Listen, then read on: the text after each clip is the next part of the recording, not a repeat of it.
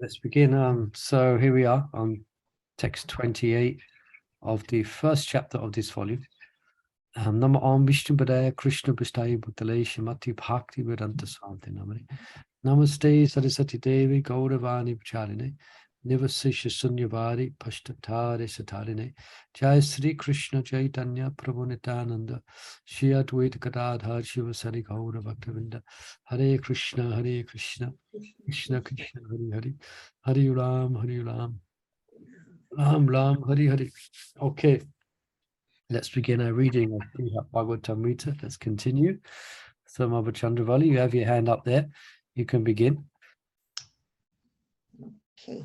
Let's see who we got with us today first. We've got our usual enthusiastic team. Mother Anupama, welcome.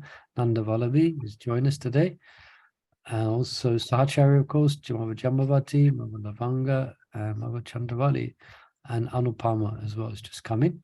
So welcome everyone. So without further ado, let's begin Krishna Katha. Hare Krishna. Okay. To protect both me and you from the brahmastra weapon, Krishna appeared within your womb holding his disc and club. In my childhood, he led me to search constantly among men for his own form, a meditation worthy of the most exalted Vaishnavas.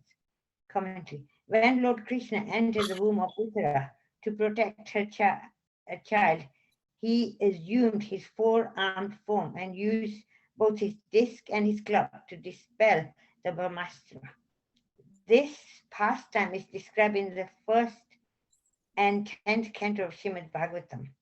With 4 long beautiful arms, earrings of fiery gold, eyes blood red with fury, and his club constantly encircling him like a shooting star, the Lord whirled about the child. Bhagavatam 1:12-9. Because my mother surrendered unto Lord Krishna's lotus feet, the Lord, Sudarshan Chakra in hand, entered her womb and saved my body, the body of the last remaining descendant of the Kurus and the Pandavas, which was almost destroyed by the fiery weapon of Ashwatthama.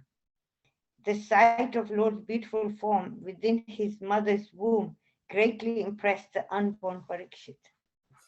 The Lord was only thumb high, but he was all transcendental. He had a beautiful blackish infallible body, and he wore a dress of lightning yellow and a helmet of blazing gold.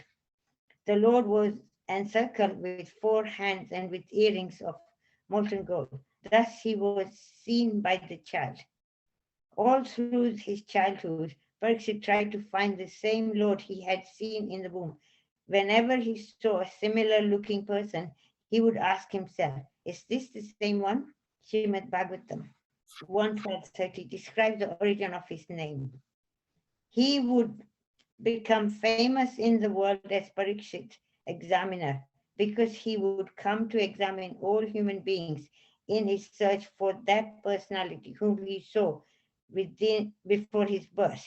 Thus he would come to constantly contemplate the Lord. In this way, even in early childhood, Parikshit always meditated on the all-attractive form of Krishna. All right. Okay. To read, or you just going to describe, or what? Yeah. Well, not much to describe, but is there any question? So I think we're familiar with this, isn't it? Maharaj Parikshit. So this is actually not in his meditation. This is actually Shakshat Darshan. The Lord has actually appeared while he was within the womb of his mother, Uttara. Yeah. So, it's described like this, and we're reading it, but actually it wasn't an ordinary experience for Maharaj Parikshit. As we're reading it, such an effect on him that he couldn't forget that form that he saw. I was just trying to work out, Maharaj Parikshit was, Krishna had left, isn't it? By the time can someone tell us a timeline? So Maharaj Parikshit was present when Krishna was present, isn't it? Yeah, because Krishna saved him. Yes, it would be, actually. Yeah. So the person who appeared, but interesting, the person who appeared within the womb of Uttara to Mars Priksha, that's Krishna. But not much is spoken of after that of Mars Priksha, whether he actually saw Krishna personally. But anyway, Mm. they had such an impression on him that he was searching, that if he was given a name, or he had the name Parikshit, yeah, searching for that impression or that encounter he had within his womb. To think that he was a baby and he Mm. remember, and then he was searching as an adult looking for that form. It's just like amazing. Yeah, but he really is. So although he was a baby, no doubt, but the Poe is not a baby, wasn't even born yet. Yeah. But still, the soul is transcendental to whatever form. So he's not, he's not as if he's got young child. Like it's not as if he was, he saw clearly as a soul, seeing the supreme soul, Krishna. He wasn't kind of confused about what he saw, because he's seeing through the eyes of devotion. So whether he had a baby body or youth body or old body, it's kind of irrelevant, really. The fact is that he got Krishna appeared to him within the womb, Because I say that because I guess if Krishna appears before a young baby in the womb, then it's going to have an impression on him. But, he's seeing through the eyes of devotion. So, yeah. We take material calculations, then Abhimanyu died during the war. And after the war was won, Yudhishthir was a king for at least 35 years before they went out. Now, once the woman was pregnant, she would be born, the boy would be born within a year. Yeah. And Yudhishthir was to leave after 35 years. That boy must be at least 35 or minimum 32 or 33. And Krishna would be there. Yeah, but that's material calculation. This, we can't really count up the years. Well, there's something there. So Krishna was definitely present of Mars during the time of the life of Mars Parikshit. But Krishna wasn't visiting after the war. Krishna was not visiting her. Yeah, he was present, but he didn't actually see him personally, other than when he saw him within the womb. Yes. Yeah. So I tend to think also that he wasn't. I might be mistaken, but I tend to think that he wasn't aware of his being the Supreme Lord, because he would search, and he would hear of a person endowed with great qualities, etc., and he would seek that person out, and it wasn't the person who he saw within his womb. So it seems like Mars Parikshit, he saw, but he didn't fully understand that his position as the Supreme Personality of Godhead. He just saw him as his savior within the womb, and he was therefore searching. Yeah, he would go to see sages, and anyone he would hear was a great saint, then Mars Parikshit would want to see him and take darshan. So it seems like, I guess we can do some study into the history of this, but so it seems like he wasn't fully aware, because although he wasn't, he didn't see Krishna personally, but Krishna was still present. So Krishna's fame would be spread throughout the whole earth at that time. So anyway, I guess we're speculating here. Yes. Anyway, the point is that he saw Krishna, or he saw Vishnu. It's in a four-armed form. Krishna's appeared in Vishnu in the form of Uttara. It would be quite normal for a child. When even now we have little children born, they are 1 or 2 years old, and they start speaking Bhagavad Gita. They don't know what they're saying, because they don't even Yeah. understand Sanskrit, but they speak the whole Bhagavad Gita. Yeah. So perhaps it's something like that. As said, although he saw this impression, not impression, he actually saw the Lord within his womb, within the womb of his mother. So therefore, even as a young child, he was always thinking of that form that he saw. I guess only later in life he became more aware of the significance of his being saved in the womb as the last descendant of the Pandavas. Yeah,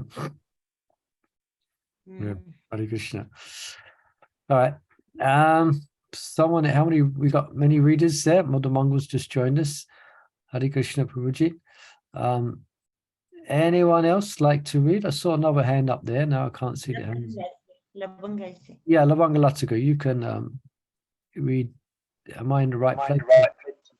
I'll read forward. Yeah, where do I start from? Text 29, I think. Text 29, great. By him I was endowed with the qualities of great saints and made famous for subduing Kali. By faithfully following him, I gained wonderful royal opulences. Then, through a brahmana's curse, he made me renounce everything. Commentary.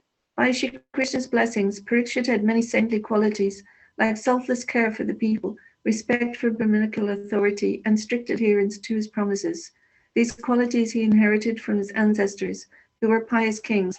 As the Brahmana astrologers told Yudhisthira Maharaj at the time of Parikshit's birth, "O son of Partha, this child will be exactly like King Ikshvaku, son of Manu, in maintaining all those who are born, and in following the Brahminical principles, especially in being true to his promise. He will be exactly like Rama, the personality of Godhead, the son of Maharaj Dasarat. This child will be a munificent donor of charity and protector of the surrendered, like the famous King Sivi of Usanara country, and he will expand the name and fame of his family, like Bharat, the son of Maharaj Dushyanta. Amongst great bowmen, he will be as good as the two Arjunas, Pandava Arjuna and Kartavirya Arjuna. He will be as irresistible as fire and unsurpassable as the ocean. He will be as strong as a lion and as worthy a shelter as the Himalaya mountains. He will be forbearing like the earth and as tolerant as his parents.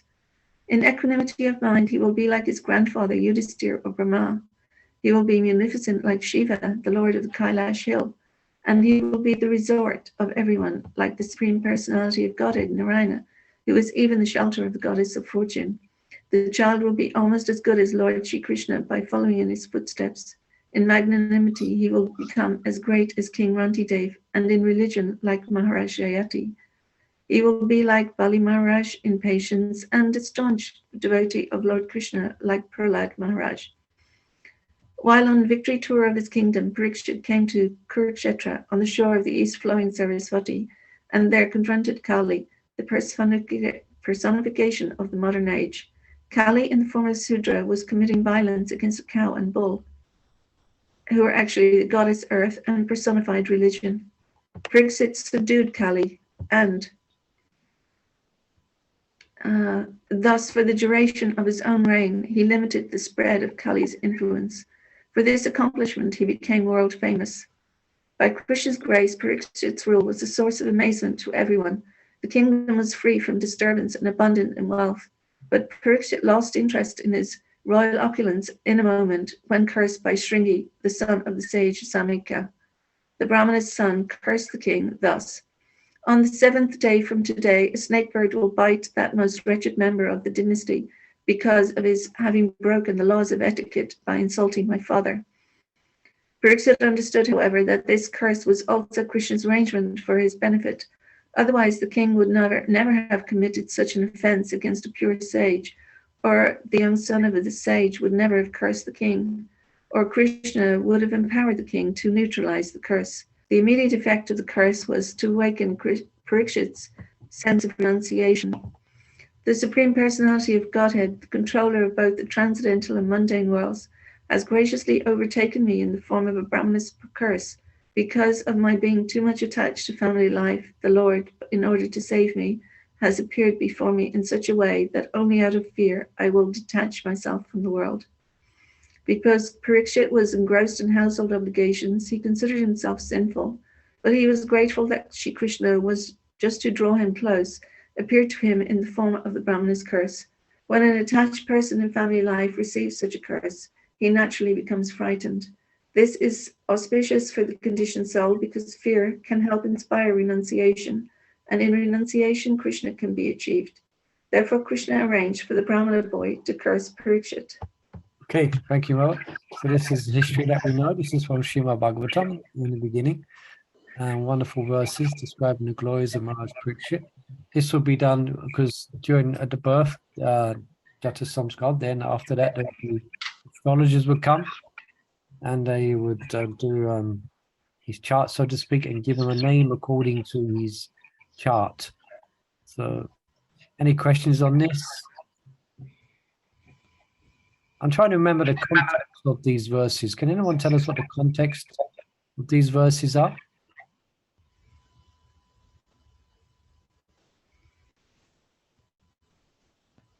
I'm asking because I don't know either. Not that I know, it's not a test question. I forget. Perhaps if you read on, it might become apparent. Okay, let's anyone like to read 30? Anupama sir. Yeah, go ahead, Mother. Hare Krishna. Hare Krishna. Previous one, can I ask a quick question? Yes, please. You know, in the previous one, it says two Arjunas, Pandav Arjuna and Ah. Kittavaya Arjuna. Who was the other one? Who is this Arjuna? Is it the same one? I don't know. I was thinking. I hope someone doesn't ask that question. Oh, sorry, because I've never heard of it. So I wanted Yeah. to Um, enlighten my own ignorance. sometimes, Mother Rajkishore, do you know this answer to this? You know quite a lot of the personalities. I think it's Parshuram. Parshuram's father was chopped off by this Kartavya Arjun. He came and killed Parshuram's father. Yes. Okay, that's it. Yeah, thank you. See, Mother Rajkishore, she knows these things. Very good. Only know a little bit. Is that okay, Mother Anupama? You're clear now? Yeah, that's fine. Yes, thank you. Yeah. And so text 30. Let me get the right page. When I heard of that curse, I took it as most welcome. Shri Vasudeva, in the form of a Brahmana's disciple, was dragging me out of the blind well of family life and guiding me to choose to fast till death on the shore of the celestial Ganga. Commentary. By another fortunate circumstance, someone informed Parikshit that he was cursed to die in 7 days. Had Parikshit remained unaware of this news, he would never have gone to the bank of the Ganga to fast in preparation for death. Although Parikshit has poetically described the Brahmana's curse as a curse, as a cause of fear, the truth is that when Parikshit learned of the curse, he was unfearing and even pleased. He was already hoping for such a reaction to his offense. Thus he says here, Mrityam Tam, I took it as most welcome. In the last chapter of the first canto of Srimad Bhagavatam, 119.2, just before hearing of the curse, Parikshit expressed his mind. Due to neglecting the injunctions of the Supreme Lord, I must certainly expect some difficulty to overcome me in the near future. I now desire without reservation that the calamity come directly upon me at once, for in this way I may be freed of the sinful reaction and not commit such an offense again. He wanted the reaction to come immediately without delay, and he wanted the punishment to fall directly on himself, Adha, rather than on one of his sons or someone else. Hey Parikshit called his family life a blind well, a well from which he was incapable of lifting himself. Shri Krishna very kindly pulled him out of that well and brought him to the shore of the celestial river Ganga. Krishna, as Lord Vasudeva, the presiding deity of consciousness, also attracted Parikshit's mind to the idea of fasting from food and drink until death. Because the Lord personally took control of him, Parikshit did not remain in his palace, and tried to counteract the curse by performing yajna, sacrifice, and parashchitya, atonement for an accidental fall into sinful activity. Krishna is Vasudev, the super soul of all, and he's the son of Sri Vasudev, who is the reservoir of supreme compassion and gentleness. Therefore, it was only natural for Krishna to favor his dear devotee Parikshit by arranging such a circumstance. Hare Krishna. Perhaps you can just read the next verse as well, because it's going to give us Okay. some context. Oh, shall I carry on now? Yeah, it gives some Okay. context of Okay. In the assembly of most eminent sages, Lord dispelled my fear by explaining the truth through Sukadev, and the Lord delighted me by granting the association of his dear devotees. Now I shall help you drink the nectar of topics about the Lord. Commentary. Many eminent sages like Vashishta, Parasara, Vyasa, and Narada assembled to witness Parikshit's passing away.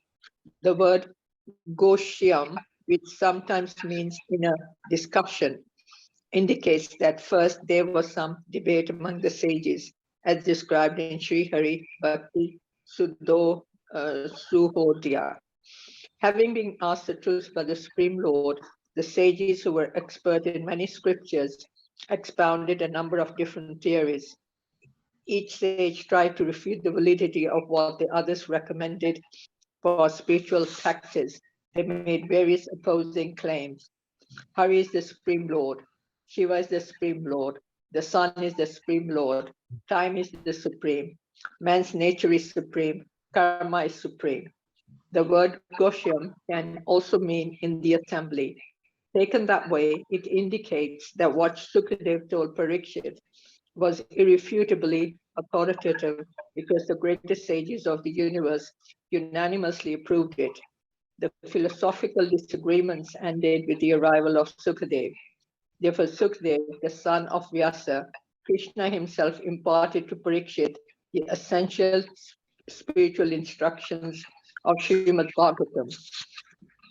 Sukadev enlightened Parikshit in two ways. By teaching the factual nature of the body and the soul, he removed Parikshit's fear. His fear of the bite of the snake bird, Takshaka, and of the cycle of birth and death. And by teaching about transcendental topics such as the glories of devotional service to the personality of Godhead, Sukadev filled Parikshit with joy. By the time Parikshit spoke this verse to his mother, his divine spiritual master had already gone away, and the time for death had arrived. But Krishna continued to favor Parikshit by again blessing him with the association of a saintly Vaishnava, namely his own mother. Parikshit therefore says to her, now let me serve you, Hari Kathamrita, the excellent nectarian topics of the Lord. To be able to do Hari Kathamrita in the company of the Lord's beloved devotees is the most desirable achievement in life. Okay, so it seems like he is speaking to his mother, I guess, yeah, or Dada, again.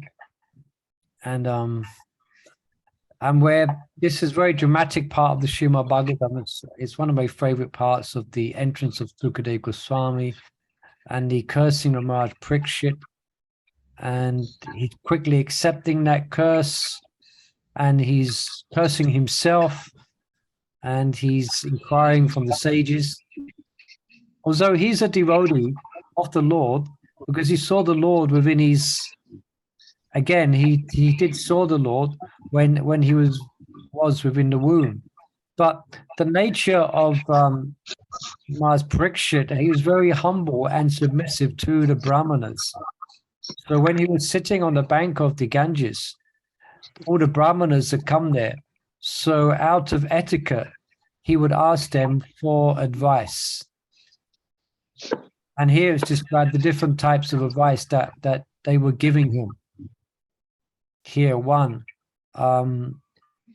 Shiva is the supreme, the sun is the supreme, time is the supreme, man's nature is the supreme, karma is the supreme. So the supreme, in other words, because one should meditate upon the supreme. But again, Maharaj Parikshit already, within his heart, He was just focused on the Lord.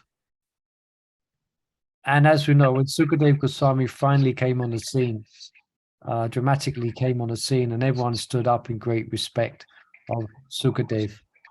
By his physiognomy, they could understand this person is not an ordinary person. Yeah. And then Sukadev Goswami starts to speak about the glories of Krishna. Eventually he speaks the 10th canto to Maharaj Parikshit. But before that, he gives, as we know, it's a Srimad Bhagavatam. It's quite technical account of different processes of leaving the world through the yogic path and the different elements one passes through. I think we read that recently as well. All right, so Maharaj Parikshit he's remembering all of this as the great mercy of the Lord, because his life is coming to an end now.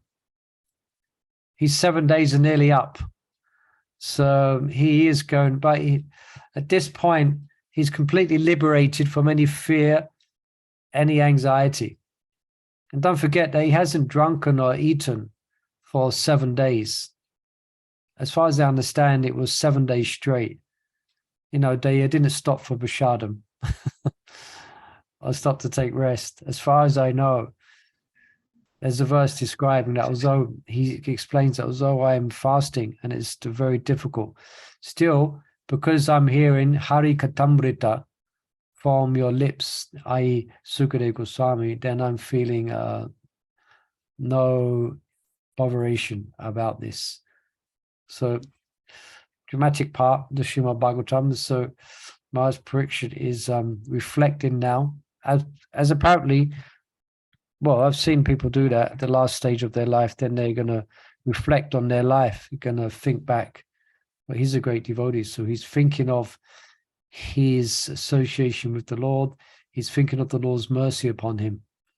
Yeah, he was a king. He had everything. Then he was cursed to die. He had 7 days to live, but he embraced it. Any questions or comments about this? Otherwise, we can read on. We should be blessed. We might get cursed in the same way. Sounds like you only have 7 days left. Kadamakana Maharaj, like short Yeah. time, make the most of it. Yeah, he has months left. Probably, months left. Yeah, so sometimes notice is there in the form of some type of terminal disease. But interesting, Maharaj Parikshit didn't have a terminal disease. It wasn't the doctors that told him. He was just, it was a messenger who told him he'd been cursed by a Brahman's son. But still, he had 7 days and he attained perfection in that 7 days. It was only he already was a devotee, a great devotee, but he further became in one sense he's a great devotee and he has a level of attachment, but no doubt living within a palace, living surrounded by his family, there's still going to be some shadow type of attachment there for him. And then when he hears about his curse, then he realized that then he takes full opportunity to completely absorb himself. Yeah, he sees that. Yeah, Krishna's blessed me because I'm so attached. Yeah. All right. So, yes, you can. Something else?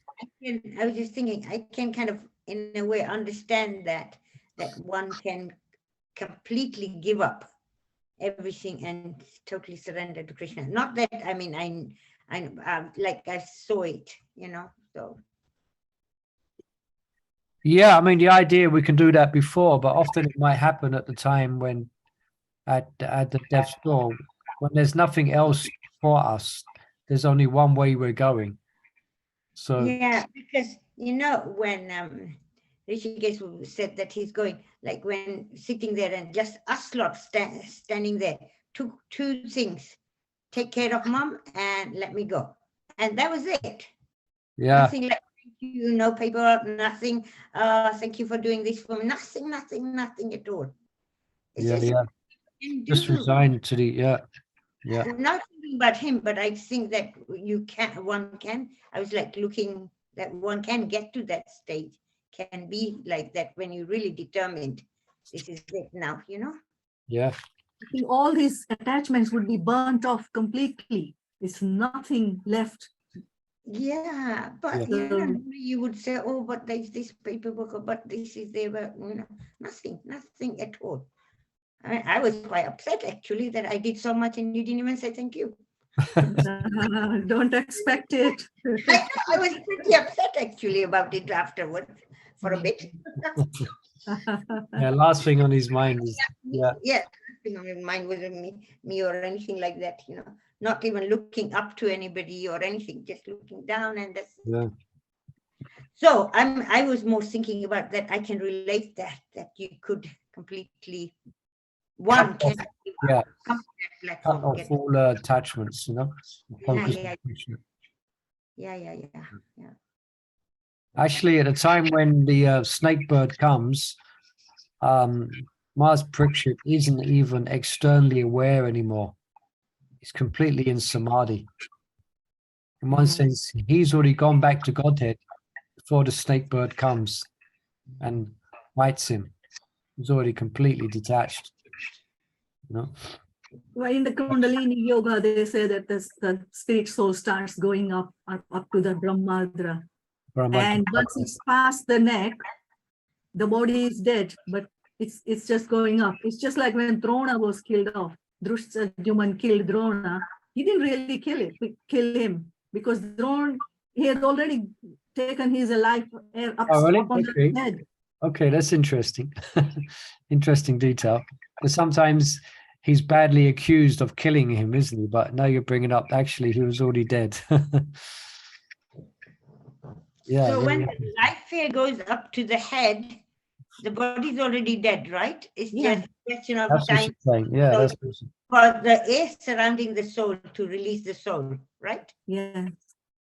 all right. This is a nice detail. Haven't heard that before. Yeah. Right. Okay. Because Drona said he could not be killed by anyone.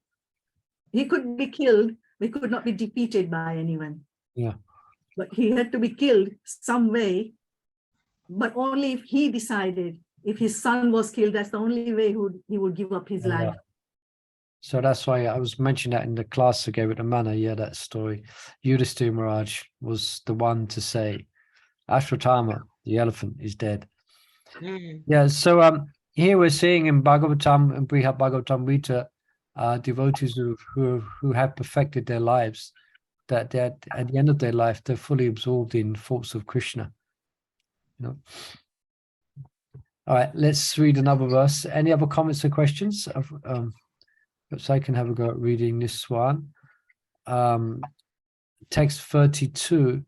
I bow down to him, Sri Krishna, the reservoir of causeless mercy. Out of respect for the words of the brahmana, I have accepted the appointed time for my demise, that time being momentarily delayed. Okay, so it's been put on pause. I shall answer your question with one pointed attention by describing the essence of all Vaishnava scriptures. Commentary. Someone may think it inappropriate for a saintly person like Mars Parikshit to advertise his own good qualities. And anticipating such a doubt, Parikshit explains that everything praiseworthy he has said about himself is due only to the causeless mercy of Krishna. Krishna is the source of all undeserved mercy. If we see a generous person act kindly to someone undeserving, that kindness is but a small portion from the original infinite repository of causeless mercy. That's Krishna, yeah. Thus, Parikshit submits, even though I am the most fallen and unworthy soul, devoid of good qualities, many excellencies have appeared in me, and these are nothing other than the excellencies of Krishna. My speaking praise of myself, therefore, is faultless. These moments are supposed to be the last of the King Parikshit's life, but somehow they are being extended so that he has time to satisfy his mother, who wants to hear the essence, of the nectar of Srimad Bhagavatam. Excuse me.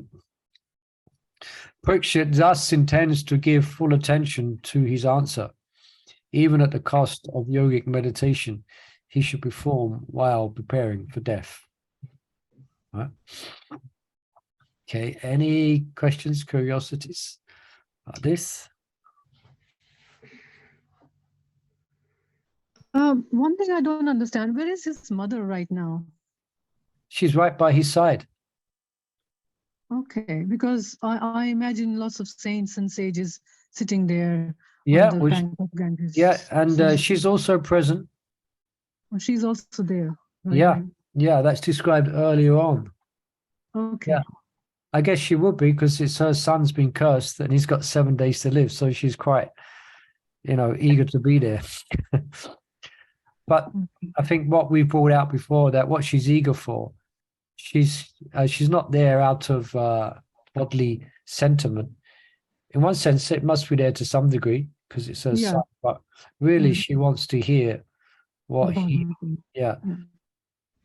Yeah. I guess she must have got there late because because Sukadev Goswami's already spoke Bhagavatam, and then she comes on the scene in his last moments, in his last hours or days. I'm not quite sure how long. So, because he doesn't have the time to speak the whole Bhagavatam, because Sukadeva Goswami has already left at this point. He just, completely detached. He came, spoke Srimad Bhagavatam, stood up and left, and that's the point when Uttara comes. Yeah. So, yeah, is that okay? As far as I've understood it. So she is there by his side. Yes, probably she's come at the last sort of moments. Yeah. With him. Yeah, and so, I mean, the Srimad Bhagavatam itself is the essence of all Vedic scriptures, as we know, described in the beginning, the third verse. Nigama kalpataro galitam phalam sukha mukhat amritadhavitam. It describes as the essence of all the Vedas, and that's the Srimad Bhagavatam. So Sukadeva Goswami has already spoken Bhagavatam, but now the essence of that is being spoken now. Can anyone say what that essence is? What is the essence of Bhagavatam that is being discussed here? That Mars Parikshit is telling Uttara. What have we been reading? What we could someone because Sukadev because Mars Parikshit is not describing about all the planetary systems to his mother and all the other details of kings, etc. What subject has been spoken of? Doesn't she want to find out what's the topmost place? Yeah, that's it. Yeah, that's it. And yeah, thank you. That's the context of this conversation as well. Some more details of it. Yeah, it's actually rasa. Yeah. It's actually loving rasa with Krishna and the relationship with Krishna and the different devotees and how they're and the different levels of devotion towards Krishna. So that's the essence of Bhagavatam. It's the rasa of relationship of course the whole thing's devotion. But here it's this, so the essence, according to Mars Parikshit, is this. It's the 10th canto, and within there and 10th canto, then particularly the relationship of the resonance of Raj and the rasa of relationship with Krishna. So that's what he has been speaking. Yeah, no, just because remember earlier we were reading about the queen Krishna being in that trance and the queens were all there, and yeah, how Devaki and Rohini And that's where Uttara also asked the question, but the highest is like, Goloka Vrindavan, the gopis are the saying it's the highest. Yeah. And that reminds me of the question that she asked last week's reading. Yeah, I just remember now. The question was,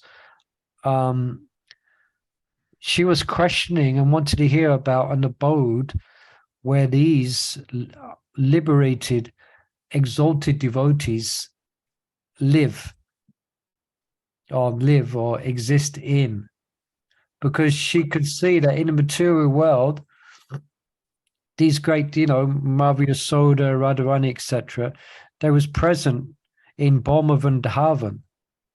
Okay, it's Vrindavan, but it's still Boma. It's still earth. It's still got some inebrities in that regard. Do you remember that discussion? And then apakata and prakata, the manifest dharma and the unmanifest dharma. So she concludes there must be some place where there must be some original place, and she's hinting at Goloka Vrindavan, where there's none of the there's not, I mean, it's Vrindavan, but it's not Boma. It hasn't got the inebrities of Boma, of earth. So yeah, so I remember that. Yeah, that's a question. Very intelligent question that she asked her son. Anyway, Hare Krishna. Anything else on that? Any additions to that? Did she not even talk about like the exalted people going to devotees going to Vaikunthas, then different places in Vaikuntha like Dwarka and? Yeah, she spoke about that. Yeah. Yeah, I was just hearing because I had the kids. I was just hearing, but she did speak about all that. But the ones who are more exalted, where do they go? Yeah, because we heard a wonderful description of Vaikuntha, where Lord Hari is always present there. Yeah. But there's but then she's remembering Madhya Yasoda and the residents of Raj and the level of affection that they exhibited for Krishna. So she's questioning, tell me more, tell me more. Yeah, because did she not ask, where do we go where there is no awe and reverence? Yeah, specifically, yeah. Did she specifically ask that question? Yes. She asks why all Vaishnavas are placed on the same platform. Elevated Vaishnavas should be on a different abode. Yeah, that's it. Yeah, correct. There's different Vaishnavas in with awe and reverence, and then different Vaishnavas with a different mood. So she was already going to Goloka Vrindavan kind of mood, going there. Yeah. Yeah, great. We've got the context of the where we left off last week now. Now I'm very clear of the context. Well, next time we remember it. Next week you ask me and nothing will be in our heads, No, we managed to together. We managed to recall the context. All right, should we read a bit more? Yes, let's read a bit more. Any readers out there? I think Nandavalpi, did you see? I can't see hands at the moment. I did raise my hand and I lowered it, but I can read it. Yeah, go ahead, Mother. Your hand's still up, so you have to read. Okay. So reading 33. Yeah. Okay. I could satisfy your request by explaining to you the statements of the Shrutis and Smritis, both in their literal meaning and in their implications commentary. One way to answer his mother's inquiry would be to systematically explain the authoritative philosophical statements of revealed scriptures. To do this, he would carefully have to discern which scriptural passages should be accepted literally and which need to be interpreted conditionally or figuratively to agree with what has already been established as real. You can continue, Mother. Continue reading. Okay. But I prefer to clarify this subject for you by first relating a history I learned by the mercy of my spiritual master, This narration will dispel your doubts. Commentary. Vyas never formally initiated his son Shukadev Goswami, and Shukadev never formally initiated his student Parikshit. Nonetheless, the entire tradition of hearing Srimad Bhagavatam in the transcendental Bhagavat line of disciplic succession rests on the foundation of the relationship between Shukadev and Parikshit as guru and disciple. Parikshit will recount on his own words the essence of what he heard from his guru, taking care to present the literal facts in the most straightforward way. He does not want his mother to suffer any confusion or doubt. Okay, continue. No. Long ago, in the city of Pragyotish, there lived a poor Brahmin. He was ignorant of the teachings of scripture, and he hankered after abundant wealth. King. Every day he would faithfully worship Kamakhya, the goddess of that place. And when she became satisfied, he received from her in a dream the 10-syllable mantra for worshipping the lotus feet of Madan Gopal. The goddess also gave him instructions on how to meditate upon the mantra and perform various details of practice. The mantra manifested itself before him like a valuable treasure chest opened right before his eyes. Commentary. This Brahmin lived in the northeast of India in what is now the state of Assam. His city, Pragyotish, had been the capital of Bhaumasura during the time of the advent of Lord Krishna. The Brahmana had never studied the scriptures properly and had never heard a basic explanation of their message from authorized teachers. That such an unfortunate fool achieved his ambitions proves the potency of the mantra he received. The 10-syllable Gopal Mantra is defined in its esoteric terms in the book Krama Dipika as Old Vaishnav Tantra by Keshav Acharya. Vedic and Tantric mantras should be chanted only by qualified persons who have received them through proper initiation. Therefore, when books discuss these mantras, special efforts are made to disguise the exact syllables of the mantra. Sometimes a few syllables are changed or inverted in the description, or sometimes, as in the Krama Dipika's presentation of this Gopal Mantra, the explanation is impossible to understand by those who are unfamiliar with the scriptic code being used. Thus, Krama Dipika describes the 10-syllable Gopal Mantra as follows. Yeah, perhaps The just whole, read the translation. It might be easier. yeah, yes. The Quickly. holder of the bow Shringa, the upper teeth, then Shura, and the second letter conjoined with the goddess Vamaksi, then the bearer of the trident, the Sori, the Bala, and twice the younger brother of Bala, and 4 more syllables. Anyone who guessed that? Anyone can identify the Gopal Mantra there? The deity worshipped by the mantra is Sri Madan Gopal, who happens to be the worshipable deity of Srila Sanatan Goswami. Kamakhya Devi gave the Brahman not only the mantra, but also the method for meditating on the mantra's deity, and as implied by the word Adi, and so on. She also told him how to touch his body to sanctify it with the syllables of the mantra and how to worship the deity through various means, including appropriate hand gestures.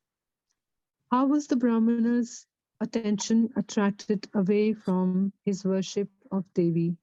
The Gopal Mantra made such a vivid impression on him that he completely forgot his other religious activities. Okay, thank you, Mo. So I think now we're entering into the main story, isn't it? Do we recognize? Yes, I was just thinking that. Yeah, now we're entering into the main drama of Gopal Kumar. So this is the first stop. Yeah, so I'm just looking at the next verse. He soon gives up because he was wanting wealth, but upon chanting his mantra, then he became free of that desire. So he's been given the Gopal Mantra. Any questions about this, the Gopal Mantra he's been given? It's not the same, because my Guru Maharaj has wrote extensively on the Gayatri Mantras. And the Gopal Mantra, even when it's decoded, is not exactly the same as the one that we chant. There is different versions of it, you know, but still it's the Gopal Mantra. And who of us could ever work out the Gopal Mantra from this explanation here? So it's hidden, it's code. It's like that in the book by Satyananda Maharaj. In his book, if those who've read it on the Gayatri Mantra, then he gives the mantras back to front and all in the wrong way, you know, because of this fact. But interesting for reasons. Shivaram Swami Maharaj gives the whole mantras in his book of the Gayatri. So interesting. But yeah, so this is the Gopal Mantra. Sorry, does Gopal Kumar still chant the mantra that he got from his guru? Does he still chant? Yeah, the mantra that he first got. Do you mean is he still chanting it now in 2022? No, I'm just, at this point, I'm just At thinking. this point, it seems, at this point, he's been given the Gopal Mantra. Yes. And it's what's interesting about this story is, I remember my Guru Maharaj often mentions this, and especially B.B. Govinda Maharaj, it's one of his favorite books as well as Brihat Bhagavatamrita. He was ignorant of scripture, and he wasn't a very learned person, but still the mantra acted.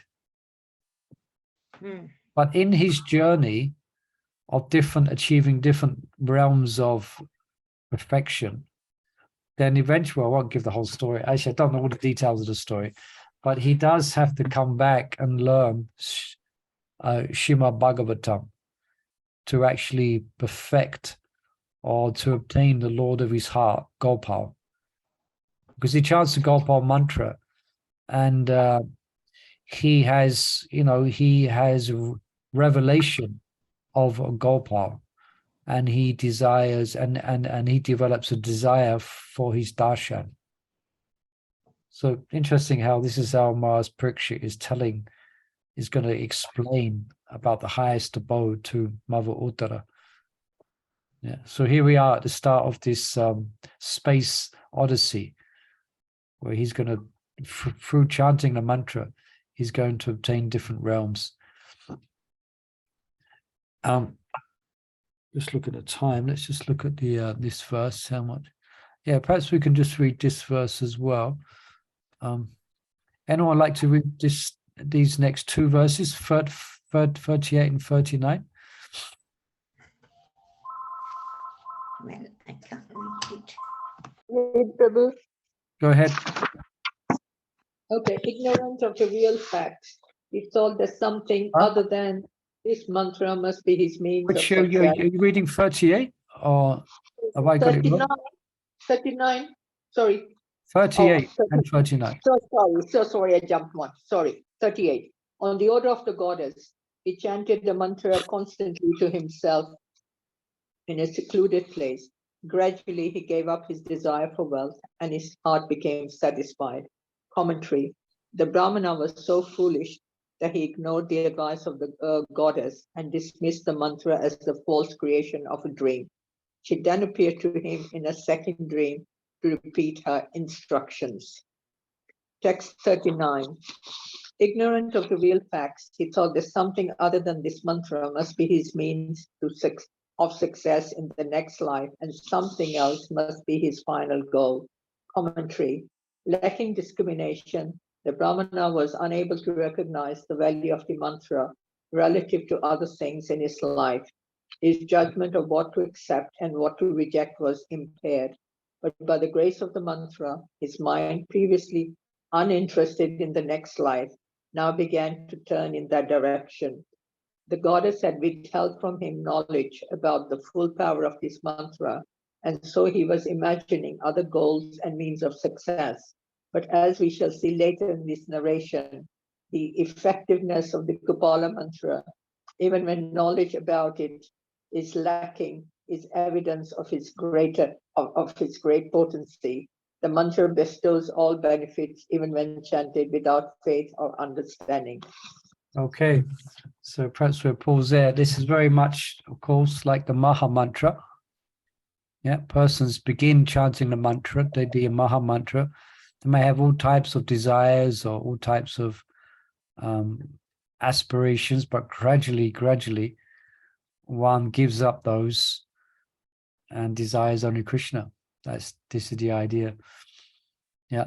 All right, so here we are, dramatic part in our reading of Brihat Bhagavatamrita, starting the main, you could say, the main story that everyone's familiar with. So we'll pause here and we'll pick it up next week on text 40. Okay.